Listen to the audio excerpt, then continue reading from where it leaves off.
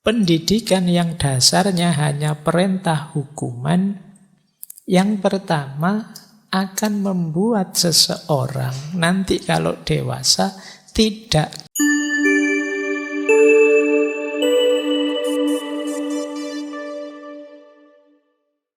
Kita mulai sekarang belajar filsafatnya. Karena fokus kita kan memang di filosofi pendidikan anaknya. Nanti yang lain-lain bisa didengarkan rekaman sebelumnya. Yang pertama saya awali dari kritik beliau. Beliau mengkritik model pendidikan seperti di Barat saat itu ya. Barat saat itu. Yang lebih menekankan model ngatur, merentah, menghukum. Jadi kata beliau, dasar pendidikan di Barat itu Rechtring, Tuch, dan Orde. Perintah, hukuman, dan ketertiban. Jadi aturannya begini loh ya. Kalau tidak melakukan akan dihukum ini. Kalau salah akan kena sanksi ini. Jadi mengejar ketertiban dengan perintah dan hukuman. Ini dikritik oleh Ki Hajar. Apalagi kalau untuk anak-anak. Anak-anak itu apalagi yang masih kecil, pikirannya belum berkembang luas. Hati-hati dengan perintah apalagi ancaman. Ya kalau seusia kalian ini sih ya diancam, dihukum santai wae, ala biasa. Nanti nilaimu tak turunkan loh ayah, ndak apa-apa, nanti ngulang lagi kan bisa Pak. Kamu sudah bisa jawab, tapi adik-adikmu yang kecil ndak bisa. Kalau dia dapat ancaman bisa ndak tidur beneran, bisa gelisah beneran dia. Kadang ada tugas saja ndak selesai dia bisa gelisah. Maka Ki Hajar mengkritik, kenapa dampaknya tidak terlalu positif, kata beliau.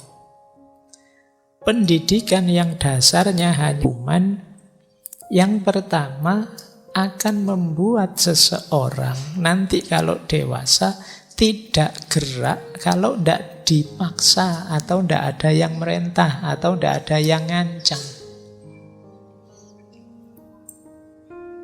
Jadi padahal kalian tahu loh yang baik itu ini, tapi kok kalian tidak melakukan? Tidak ada yang merentah kok Pak. Dosennya tidak merentah, orang tua juga tidak merentah. Akhirnya kan kayak kalian hari ini itu kan jarang kan yang diam-diam bikin tulisan, itu jarang. Kalau tidak diperintah dosennya, nunggu diperintah. Jadi kenapa begitu? Mentalnya terbentuk dari kecil begitu. Tidak dibiasakan berinisiatif sendiri. Nunggu aturan, nunggu yang merentah. Nah, padahal justru puncaknya ketertiban itu kesadaran, bukan keterpaksaan. Tapi kalau kita biasakan nunggu diperintah, akhirnya apa? Ya mental kita, mental diperintah. Padahal kita kan tiap hari teriak harus merdeka, harus bebas. Tapi kalau mentalnya masih mental nunggu diperintah, ya jangan mimpi bisa merdeka. Minta diatur terus.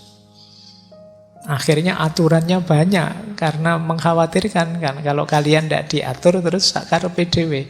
Tidak punya kesadaran mengatur dirinya sendiri.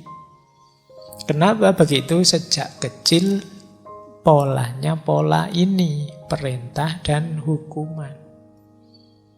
Bukan berarti tidak boleh sama sekali, tapi jangan ini jadi menu utamanya. Ya mungkin dalam hal tertentu yang belum paham kita beritahu, terus kita tuntun, kita perintah ini itu tidak apa-apa. Tapi dalam hal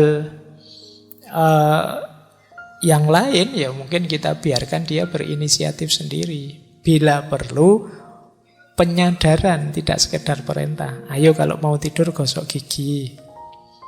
Terus sedikit-sedikit jelaskan apa manfaatnya, biar dia sadar. Karena kalau dia tidak punya kesadaran, nanti yang merintah gosok gigi tidak ada, ya kamu tidak gosok gigi. Seperti hari ini kan, ini saya yakin itu kalau mau tidur teman-teman sebagian besar jarang yang masih Jadi kenapa begitu? Ya tidak ada yang merintah, tidak ada yang maksa kemarin. Baik, dampak pertama. Dampak kedua, budi pekerti. Karena terbiasa dituntun, dia tidak berkembang. Biasanya yang seperti ini menumpulkan budi pekertinya. Dia tidak kreatif. Nah, yang kedua itu. Ya karena diperintah terus. Kreativitasnya macet. Budi pekertinya juga tidak terasa. Mereka bisanya manut saja. Yang ketiga, menimbulkan penyakit. Kata beliau, istilahnya unik, intelektualisme. Intelektualisme itu mungkin mirip rasionalisme, mendewakan akal, mendewakan angan-angan. Ini menarik. Orang dilatih tertib saja dengan aturan dan hukum, lama-lama ya dia pikirannya tidak berkembang, imajinasinya macet. Nah, apa-apa dilihat secara, kalau bahasa baratnya positivistik. Tidak percaya sebelum ada fakta dan buktinya. Kalau bahasa psikologinya, otak kirinya yang jadi andalan. Otak kanannya tidak terlalu canggih. Disuruh improvisasi, kreatif, imajinasi, tidak bisa.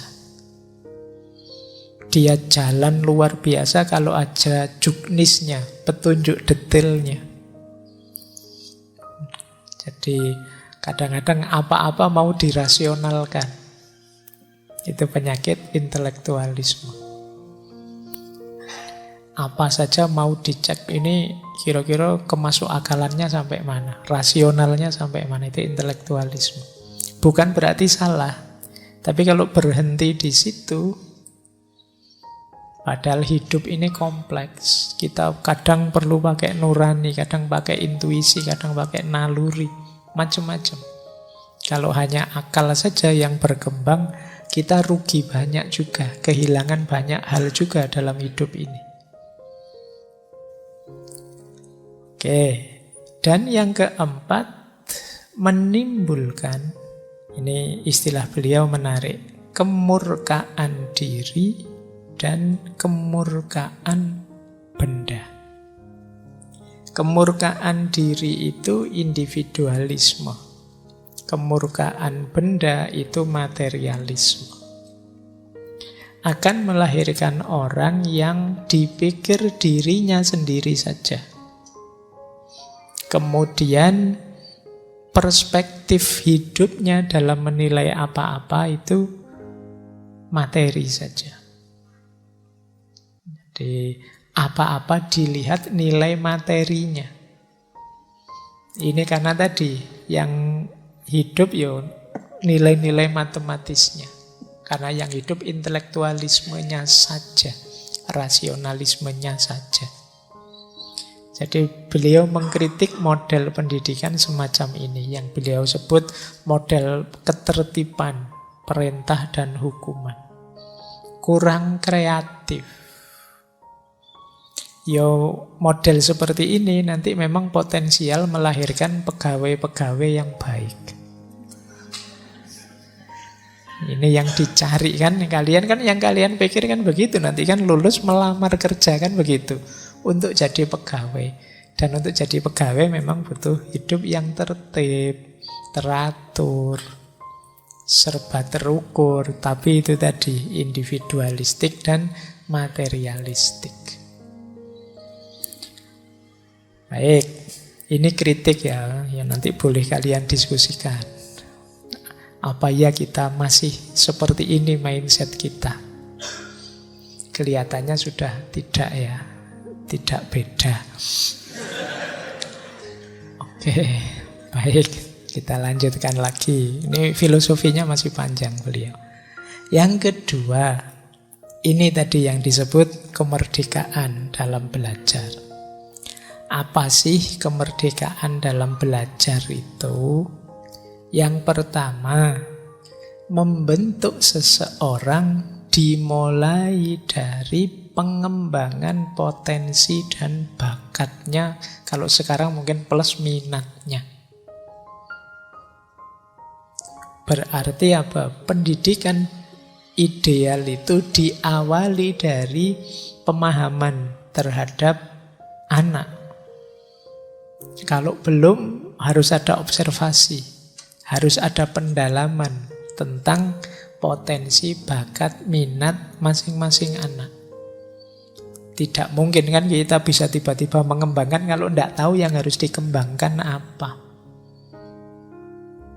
Jadi makanya ini disarankan untuk pendidikan anak-anak itu dimerdekakan mereka. Dalam arti jangan terlalu diikat, diarahkan kemana-mana. Coba digali dulu.